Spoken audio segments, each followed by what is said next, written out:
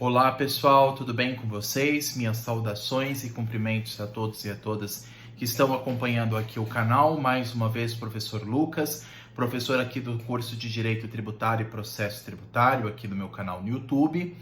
E hoje nós vamos tratar, pessoal, a respeito de um assunto muito importante. Nós já tratamos de vários assuntos sobre o direito material tributário. Para quem não está acompanhando aqui o canal, peço que se inscrevam no canal e curtem os vídeos, para que vocês vão acompanhando a dinâmica das aulas. Então, as aulas que vocês estão acompanhando, para quem já acompanha o canal há mais tempo, sabem que são mais voltadas ao direito material. E a partir dessa aula em diante, embora já nas últimas aulas tratamos a respeito de execução fiscal de maneira geral, hoje nós vamos começar a dar os primeiros passos de maneira geral e teórica a respeito do processo tributário, mais especificamente o processo judicial tributário, a teoria geral do processo tributário. Então, o objetivo deste bloco, assim como de um outro que eu vou produzir, é tratar de aspectos gerais sobre o processo tributário, para que quando nós formos estudar temas específicos nas próximas aulas, nós já tenhamos na mente os principais artigos que tratam a respeito do processo tributário, em especial no CTN e no Código de Processo Civil de 2015. Então,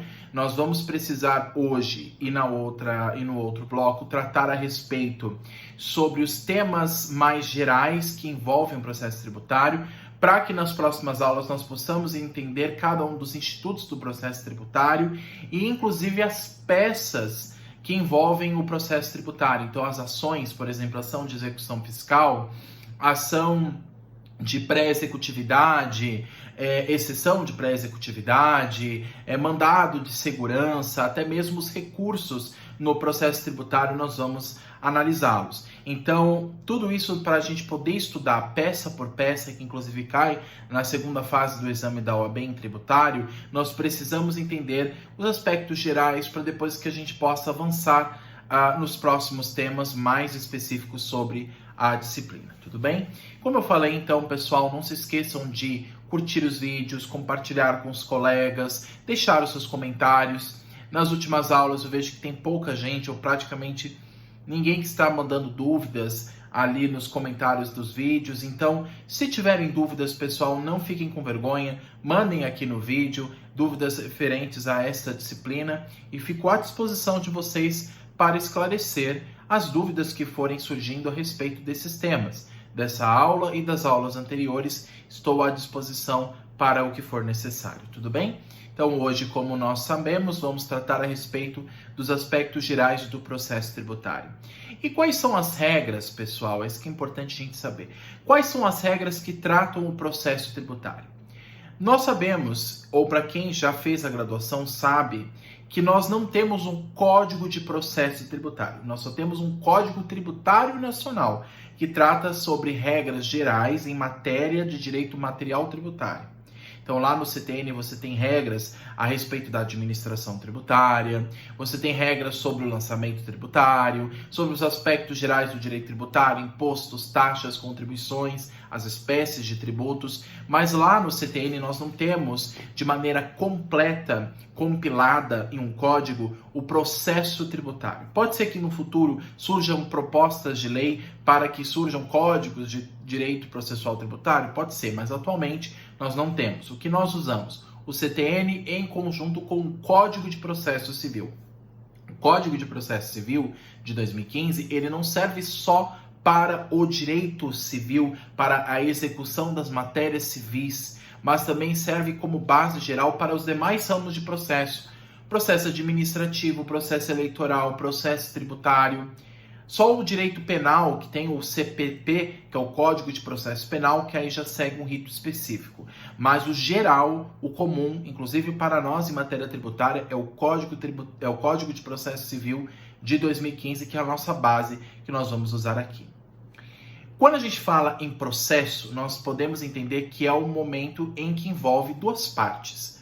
O fisco, que é o Estado, que cobra um tributo, que exige o pagamento de um tributo, e o contribuinte, que é a parte interessada em não pagar aquele tributo, reclamar sobre aquele tributo, sobre a inconstitucionalidade ou ilegalidade daquele tributo, ou mesmo pedir para que seja feito um parcelamento daquele valor, enfim, defender o seu interesse como particular. Então nós temos duas partes aqui. Mas o processo tributário se divide em dois grandes ramos. O processo judicial, que nós vamos tratar aqui, e o processo administrativo tributário. Na parte administrativa tributária, que envolve o órgão da administração pública fiscal, que envolve a primeira instância e também os órgãos de recursos administrativos fiscais, nós temos o exemplo do CARF, o Conselho Administrativo de Recursos Fiscais, nós temos as instâncias administrativas, mas no direito processual administrativo tributário, o Estado, ele não é somente a parte do processo, mas também ele é o juiz, aquele que julga aquele processo. Então, o Estado, o ente administrativo, ele não vai ser apenas a parte interessada naquele processo, mas vai ser a parte que vai julgar aquele processo para que possa ver se aquele tributo é ilegítimo ou não. Mas no processo judicial tributário, nós temos um outro poder, o poder judiciário, que vai ser o mediador entre o Estado, que somente vai ser a parte interessada na arrecadação, ele não vai julgar o mérito, quem vai julgar é o juiz, e enquanto o contribuinte, por meio do seu advogado, vai exigir a defesa dos seus direitos, vai exigir, por exemplo, a ilegalidade ou a nulidade daquele tributo. Nós vamos ver isso mais adiante. Então, no processo judicial tributário, o Estado, o ente administrativo, ele não é o julgador, ele apenas é uma parte interessada, assim como o contribuinte tem o seu interesse em defender o seu direito. Então, qual que é a diferença básica entre processo administrativo e processo judicial tributário? No processo administrativo, o ente estatal, ele não somente é a parte interessada, como também é o próprio ente julgador daquele caso.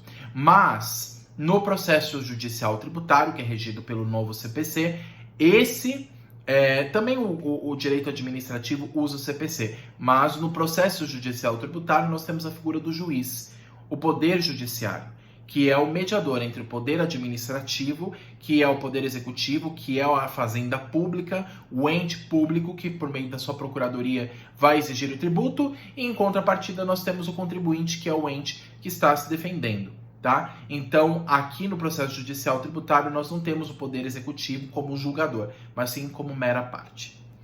E qual que é o artigo, um dos principais artigos que nós temos que ter em mente, gente? Dê uma olhada no artigo 319 do Código de Processo Civil. 319, lá ele vai dizer especificamente os requisitos da petição inicial. Quais são os elementos da petição inicial, o que deve conter nessa petição inicial, quais são os elementos para se produzir uma ação contra o Estado. Então, o artigo 319, se a gente for ver aqui, vou dar uma acessada aqui no Código de Processo Civil, vou acessar aqui, ele fala dos requisitos da petição inicial. Se nós lermos, ele vai dizer assim, a petição inicial, né, que é a ação, que é onde começa o processo, que é onde dá início àquele processo. O fisco dá início, por exemplo, ao processo de execução através de uma petição inicial que se chama execução fiscal. E essa ação é promovida pelo procurador, que é o advogado público que representa o Estado. E essa petição inicial, seja promovida pelo fisco, no caso da execução fiscal, ou seja promovida pelo contribuinte, exigindo, por exemplo, a nulidade daquele tributo, ou por exemplo da ação anulatória, toda petição inicial ela tem que ter, movida por uma parte ou por outra, os seguintes requisitos. O juízo a que se dirige, qual o juízo que eu vou direcionar, se é um juízo estadual ou federal, para qual vara, para qual tribunal, os nomes, os prenomes, o estado civil, a existência de união estável, a profissão, o número de inscrição do CPF ou CNPJ, o endereço eletrônico, o domicílio ou a residência do autor e do réu. Então, a qualificação das partes, o autor e o réu, quem está processando e quem está sendo processado. O fato e os fundamentos jurídicos do pedido, o que aconteceu e quais são os fundamentos para defender aquela ação. O pedido e as suas especificações, o valor da causa, quanto vale aquele tributo, quanto vale aquela causa que está se movendo, as provas que o autor pretende demonstrar sobre a verdade dos fatos que se juntam aos autos do processo, e a opção do autor pela realização ou não de audiência de conciliação ou de mediação. Então, esses são os aspectos gerais que devem conter em toda a petição inicial. É claro, gente, que isso na prática nós vamos ver em outras aulas. Eu quero que vocês só deixem grifado aí no Vademecum de vocês, ou no próprio computador, se vocês imprimirem direto do site do Planalto CPC, deixem grifado o artigo 319, que esse é um dos principais artigos que vocês têm que ter em mão. Ele é o manual em que vai dizer o que deve conter na sua petição inicial. Quando a gente for estudar a prática do processo tributário, quando a gente vai analisar as peças que caem na OAB, por exemplo, nós vamos ver como é que se faz a montagem dessa peça. Mas os elementos dessa peça são dispostos em lei. Então é importante que vocês tenham, antes de praticar e fazer a peça judicial, antes da gente chegar lá, isso vai ser lá na frente, eu quero que vocês já tenham em mente esses elementos contidos no artigo 319 do CPC, que são justamente os elementos formadores de uma petição inicial. E aí nós temos 3 parágrafos desse artigo que dizem o seguinte. Parágrafo 1º. Caso não disponha das informações previstas no inciso 2, os nomes, os prenomes e os endereços, poderá o autor, na petição inicial, requerer ao juiz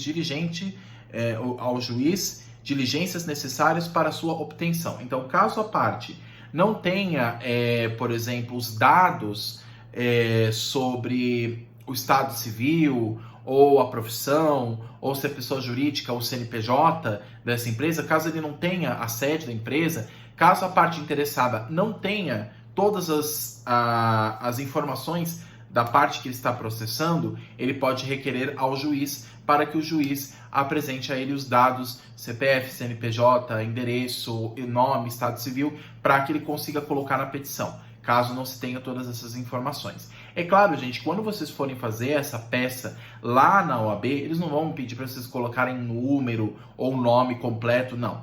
Isso daí nós não vamos fazer isso agora, até a gente vai ver lá na frente como é que se faz. Mas na prática forense, na prática real do processo tributário, quando a gente coloca a qualificação lá no início da petição inicial, caso não tenha todos os dados, o CPC diz que eu posso recorrer ao juiz solicitando esses dados para que seja feita uma diligência, né? Ele manda um oficial de justiça para obter as informações dos dados necessários para se mover esse processo.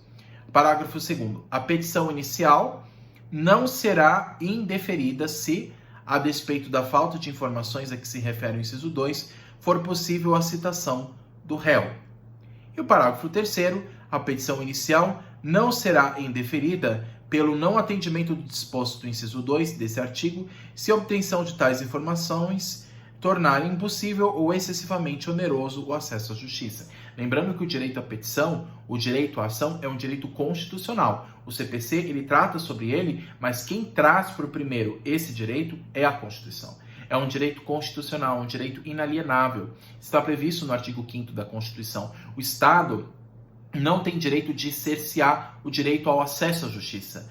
O acesso à justiça, ou o princípio da inafastabilidade da tutela jurisdicional, é um princípio que está contemplado na Constituição, no artigo 5º, e é uma cláusula pétrea que não pode ser removida por emenda constitucional. Então, jamais o Estado pode trazer empecilhos excessivos à parte, a fim de que ela não consiga mover uma ação. Então, caso ela não tenha todos os dados necessários para mover aquele processo, para iniciar aquele processo, ela não precisa de todas essas informações se ela apresentar essa justificativa ao juízo, dizendo, olha, magistrado, olha, excelência, eu não estou conseguindo todas as informações necessárias para mover esta ação. Mas, mesmo assim, é um direito constitucional meu, então eu vou movê-lo mesmo assim. E a lei garante que, mesmo não tendo todas as informações, eu posso mover esse processo, caso essas informações eu não consiga, ou caso sejam excessivamente difíceis de se obter, porque nem sempre a gente tem todos os dados necessários. CPF, CNPJ, endereço, estado civil da pessoa física, endereço da empresa e assim por diante. Então, o CPC traz essa possibilidade. Então, o artigo 319, pessoal, é o principal artigo do CPC que vocês têm que ter em mente, tá? Não precisa decorar. mas até porque quem vai fazer a segunda fase da OAB sabe que tem a possibilidade de se fazer consulta no Vademecum. Mas é importantíssimo, fundamental que vocês tenham isso em mente, que vocês tenham um entendimento, pelo menos, do artigo 319. O objetivo aqui não é decorar, mas sim entender o que está na lei, tá? E aí vocês vão ter o manual de como fazer uma petição inicial. O 319 do CPC traz o manual para toda e qualquer petição inicial. Mandado de segurança, ação anulatória, ação de execução fiscal por parte da Procuradoria e assim por diante, é o manual geral que nós temos. E quais são os tipos de ações que nós temos no direito processual tributário? E cite exemplos. Exemplo da ação anulatória, está previsto no artigo 38 da Lei de Execuções Fiscais. A ação de consignação em pagamento, artigo 164 do CTN. Repetição de indébito tributário, artigo 165 do CTN.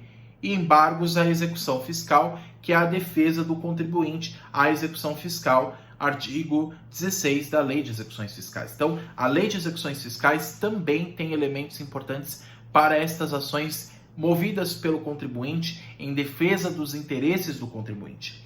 O objetivo dessa aula, pessoal, eu acho que é importante dizer isso, não é falar de cada uma dessas ações agora, estou falando do aspecto geral.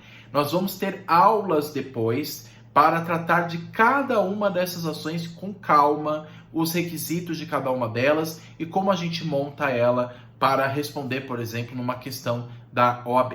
Mas o objetivo geral é nós sabermos, nesse panorama, quais são os tipos de ações que nós temos. Então, vou repetir. A ação anulatória, que tem previsão no artigo 38 da Lei de Execuções Fiscais. A ação em consignação em pagamento, artigo 164 do CTN.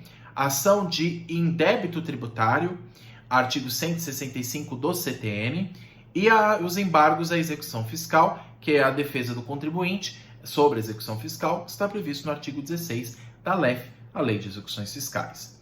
Em regra, o processo tributário seguirá o rito comum, ou seja, o CPC 2015, regido pelo CPC, como a consignação em pagamento, como eu citei, a ação de consignação em pagamento, que tem as suas previsões também, não só no CTN. A ação de consignação em pagamento, ela tem previsão no CTN, no artigo 164, mas de maneira mais detalhada, elas têm previsão entre os artigos 539 a 549 do CPC 2015. Então, temos mais aí de 10 artigos do CPC, 10 a 11 artigos que tratam a respeito sobre a ação de consignação em pagamento, que é uma ação que é prevista no direito civil, mas também tem previsão no processo tributário, tá? Então, o CPC, em conjunto com o CTN, tem essa possibilidade de contribuir. Agora, nós sabemos que não existe apenas o CTN, não existe apenas o CPC. Nós temos a Lei de Execuções Fiscais. Quando a gente estudou de maneira breve a respeito das execuções fiscais, nós vimos que existe a possibilidade de defesa do contribuinte, a exemplo dos embargos à execução fiscal. E lá na frente nós vamos ver depois como é que se faz um embargo à execução fiscal, os tipos de peça que nós vamos estudar com calma lá na frente, cada uma dessas peças. Mas no aspecto geral, o que é importante a gente saber?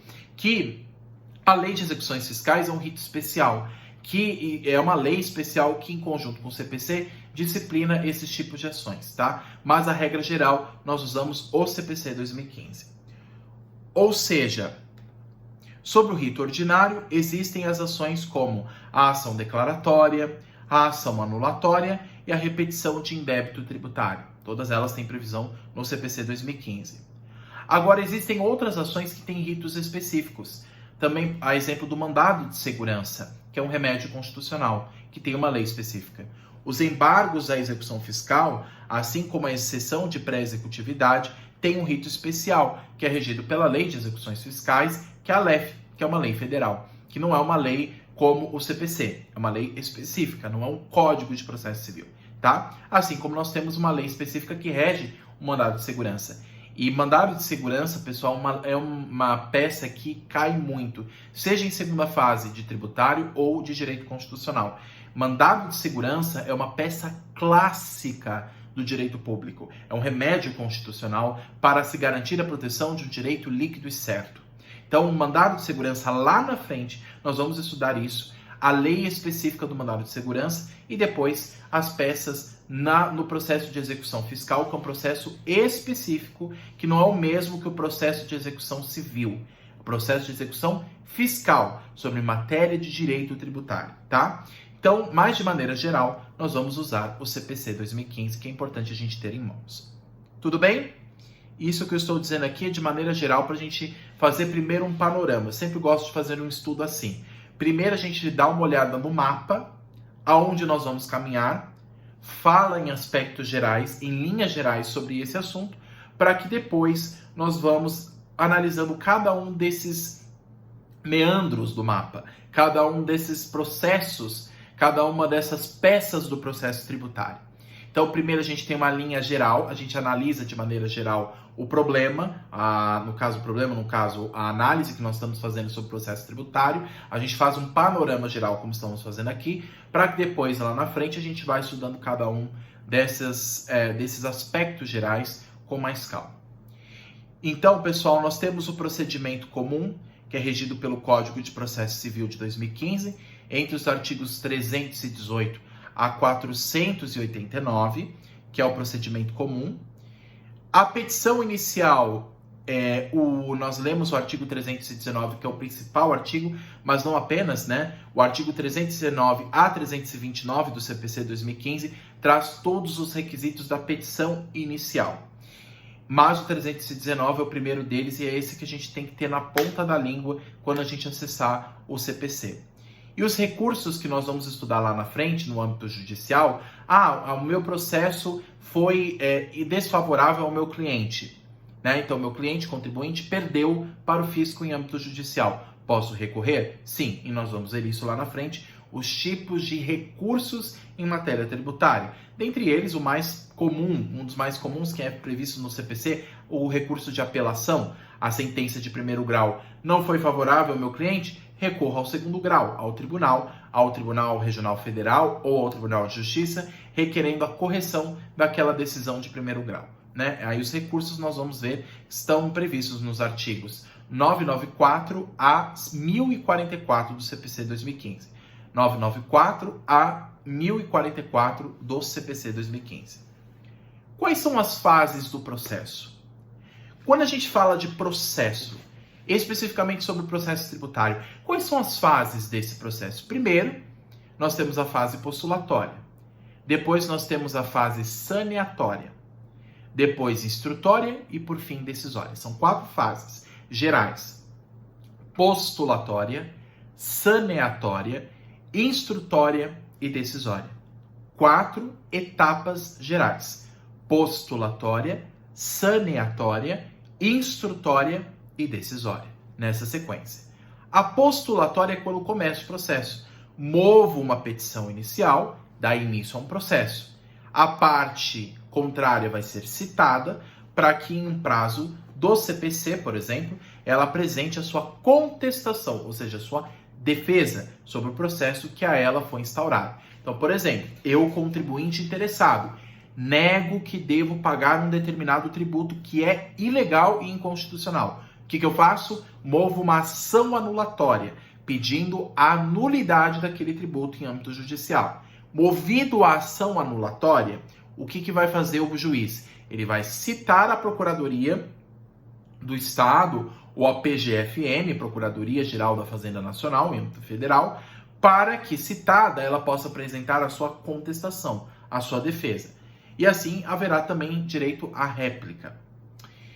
Então é a parte inicial do processo, é a parte postulatória. Depois nós temos a segunda parte, que é a saneatória, de saneamento, de sanar, de organizar o processo. Então nós temos as providências preliminares, nós temos o julgamento do processo no estado em que se encontra.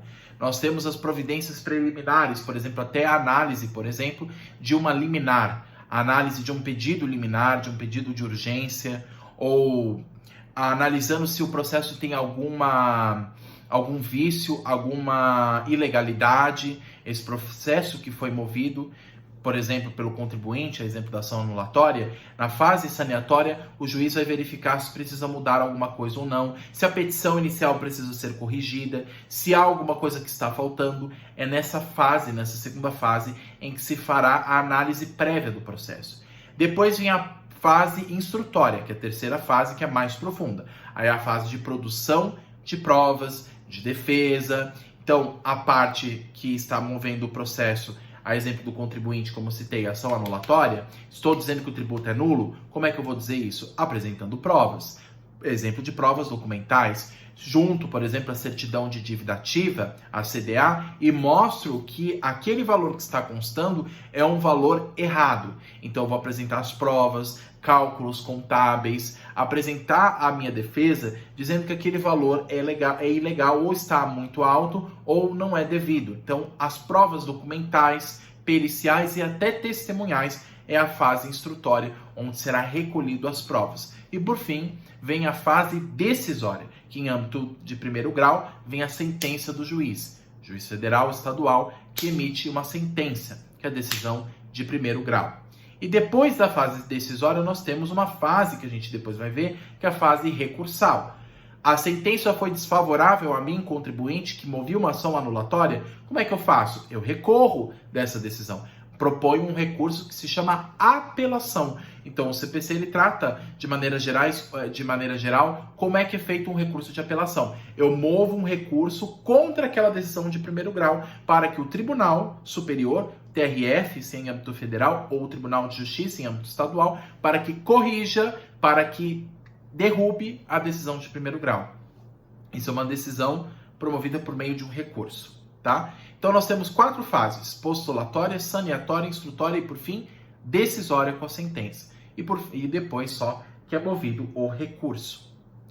A petição inicial, que está na fase postulatória, também ela pode solicitar a audiência de conciliação e mediação, em aspectos gerais. No âmbito tributário é mais difícil, porque o direito tributário envolve uma matéria de direito indisponível, que é o tributo. Tributo não é uma matéria, não é algo disponível, não é algo que pode ser passível de conciliação ou mediação. Ou seja, o tributo, pessoal, ele é uma matéria que não pode ser disponível pelo Estado, não pode ser disposta pelo Estado. Geralmente a conciliação e mediação envolve matérias de direito civil ou direito trabalhista, matérias que envolvem direito mais privado, o interesse das partes, o bem particular. Agora, quando envolve um bem público, como exemplo do tributo, a fase de mediação e conciliação praticamente é inexistente. Mas pode-se pedir a audiência de conciliação e mediação na petição inicial em aspectos gerais. Só que na prática a conciliação e mediação em âmbito tributário não existe, porque o tributo ele envolve uma matéria de direito indisponível. Depois vem a contestação e a réplica, a defesa. Depois o julgamento do processo no estado em que se encontra, que é a fase saneatória.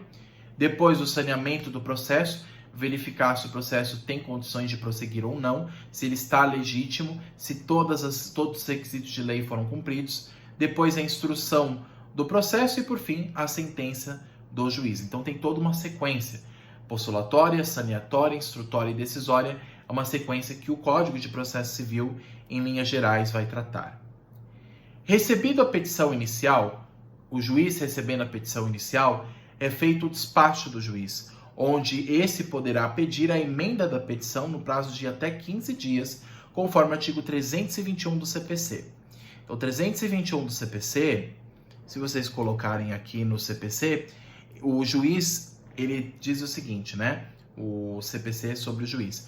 O juiz, ao verificar que a petição inicial não preenche os requisitos exigidos pelo 319 e 320, ou que apresente defeitos e irregularidades capazes de dificultar o julgamento do mérito, determinará que o autor, no prazo de 15 dias, a emende, ou seja, modifique, ou a complemente, ou a complete, né? Identificando com precisão o que deve ser corrigido ou completado. Parágrafo único diz: se o autor não cumprir a diligência, o juiz indeferirá a petição inicial. Então, se o autor não cumprir a diligência, o juiz indeferirá a petição inicial. Então, aqui, o 321 ele fala a respeito da possibilidade de emendar a petição, que é a fase saneatória que eu havia falado para vocês.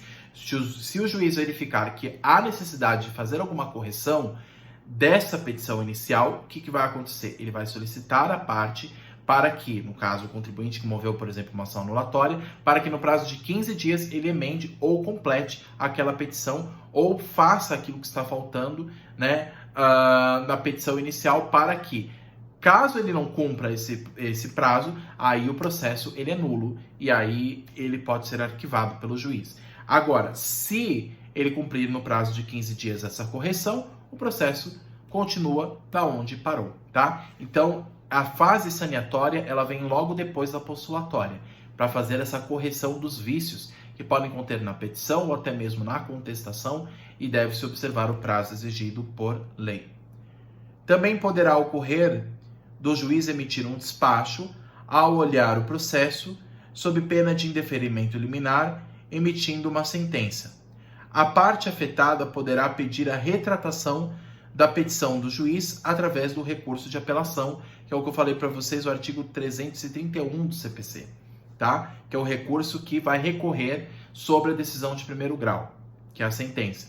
É o recurso de apelação, pedindo para que os desembargadores do tribunal emitam um acórdão favorável ao seu pedido, né? Os desembargadores é um colegiado de 3, por exemplo, 3 magistrados, que vão analisar aquela decisão de primeiro grau e vão analisar aquele recurso de apelação que contesta aquela sentença de primeiro grau, e assim eles vão fazer a correção daquele processo, decidindo, por exemplo, a favor do contribuinte ou não, né? Então, a apelação é o recurso que eu movo contra uma decisão de primeiro grau. Artigo 331 do CPC fala a respeito. O indeferimento de uma petição inicial promovida no primeiro grau de jurisdição deve-se quando há a parte legítima da petição, quando há a inépcia da inicial ou contraria o entendimento dos tribunais.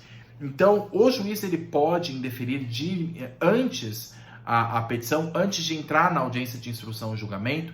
Na fase saneatória, o juiz pode indeferir uma petição? Sim, ele pode. Não somente em casos de vícios, quando existe, por exemplo, uma parte legítima da petição ou em caso de inépcia da inicial, mas quando contrariar, por exemplo, entendimentos dos tribunais superiores, do STF, do STJ, ele pode indeferir aquela petição. Mas se eu não aceito aquela decisão preliminar do juiz na fase saneatória, emitindo uma sentença de primeiro grau, eu proponho uma apelação ao tribunal para que corrija aquela decisão de primeiro grau emitida pelo juiz. Na fase da contestação ou réplica, em que é feita a defesa da parte contrária, o juiz poderá alegar o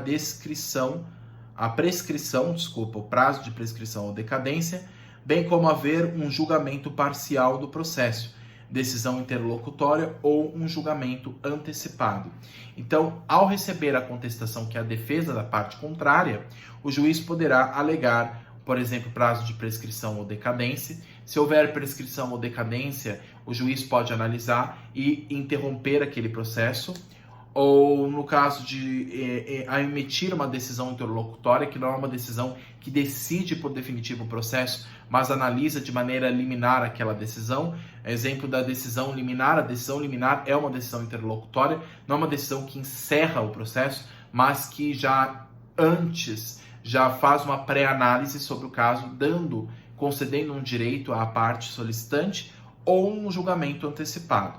Então, a fase saneatória, ela é um julgamento antecipado sobre os requisitos do processo, se há necessidade daquele julgamento ser revisto, se tem que ser alegado alguma prescrição ou decadência, ou seja, decretar nulo aquele processo por descumprir um prazo legal, que é o prazo de 5 anos, né? No caso da prescrição ou decadência da exigência tributária.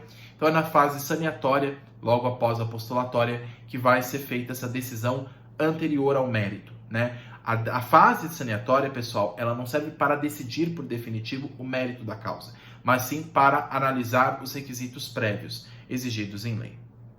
O 321, eu falei para vocês, ele trata a respeito da possibilidade... 331, eu falei a respeito da possibilidade de mover um recurso de apelação. O 331 ele diz o seguinte: indeferido a petição inicial, no caso na fase saniatória, sem analisar o mérito, na decisão saniatória, quando o juiz analisa previamente a petição, se ele indeferir a petição inicial, não dando prosseguimento a ela, o autor poderá apelar, facultado ao juiz no prazo de 5 dias retratar-se. Então, eu recorro ao tribunal para que o juiz mude a sua decisão. E ele tem um prazo de 5 dias para fazer essa mudança. Caso ele não mude, aí o tribunal emite uma decisão que pode revogar a decisão de primeiro grau. Parágrafo 1º. Se não houver retratação, o juiz mandará citar o réu para responder ao recurso. Sendo a sentença reformada pelo tribunal, o prazo para contestação começará a correr da intimação do retorno dos autos, observado o disposto do artigo 334. E não interposta a apelação, o réu será intimado do trânsito em julgado da sentença. Então, não interposta a apelação, o réu será intimado do trânsito em julgado da sentença. Então, 331 fala da possibilidade do recurso de apelação. É claro que os requisitos do recurso de apelação vão ser tratados posteriormente e nós vamos ver isso com base no CPC. Só traz isso de maneira geral no 331. Cabe agravo de instrumento à decisão interlocutória. Se houver uma decisão que não é uma decisão de mérito, por exemplo, uma decisão liminar, que favorece, por exemplo, a parte contrária, a parte interessada pode propor um agravo de instrumento contra a decisão interlocutória. Então, a decisão liminar, que é uma decisão prévia, que o juiz toma, sem analisar o mérito, para favorecer a parte contrária, a parte que foi afetada pode propor um chamado agravo de instrumento. Aí não é apelação. A apelação é quando há a sentença, a definição em primeiro grau sobre o mérito da causa. Mas se não houve a decisão final, apenas uma decisão interlocutória, ou seja, intermediária, que decidiu algum ponto específico, aí eu posso propor o que a gente chama de agravo de instrumento, que é um outro exemplo de recurso que nós vamos ver lá na frente, previsto no CPC.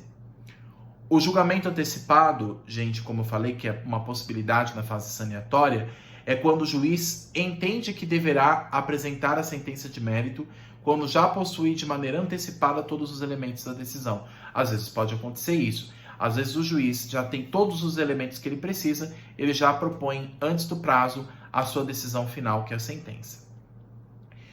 A súmula vinculante 28 do STF, pessoal, é importante que vocês tenham isso grifado, súmula vinculante do 28 do Supremo Tribunal Federal, ela diz que é inconstitucional a exigência de depósito prévio para a propositura de uma ação judicial. Então, não pode haver impedimento ou dificultar o acesso à justiça. Lembra que o acesso à justiça é um direito universal, garantido pelo artigo 5º da Constituição.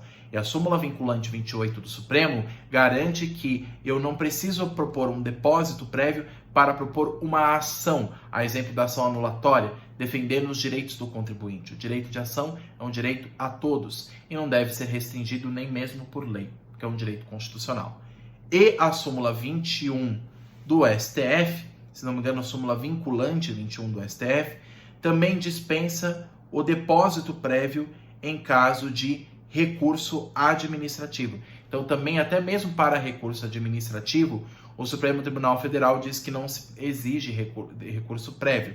O direito ao recurso também é um direito fundamental, garantido pelo artigo 5º da Constituição. Não pode haver restrição, nem mesmo financeira, à exigência prévia, por exemplo, de um depósito. Então, as súmulas vinculantes 21 e 28 do Supremo Tribunal Federal garantem o direito à ação e ao recurso. Pessoal, esses são os aspectos gerais que eu gostaria de tratar nesse primeiro momento sobre o processo tributário. Claro que existem outros pontos que devem ter ficado em lacuna ou ficaram em dúvidas. Se não ficou algum ponto claro, pessoal, se vocês ficaram com alguma dúvida sobre algum ponto que eu falei aqui na aula, por favor, me passem aqui embaixo, que aí eu vou respondendo vocês conforme a minha disponibilidade, tá? Eu vou respondendo vocês e tirando as dúvidas de vocês, tudo bem? Talvez não ficou tudo claro, então é claro que o que eu estou dizendo aqui, pessoal, é em linhas gerais. Não estou aqui com o objetivo de tratar todos os temas na aula de hoje. O objetivo é tratar de maneira geral os principais temas sobre o processo tributário. E lá depois que nós vamos tratar nas outras aulas os aspectos específicos de cada etapa desse processo judicial tributário, tá bom? Ficando dúvidas, pessoal, deixem aqui nos comentários. Fico à disposição para esclarecer vocês e agradeço a todos pela atenção, bons estudos e até a próxima. Tchau, tchau.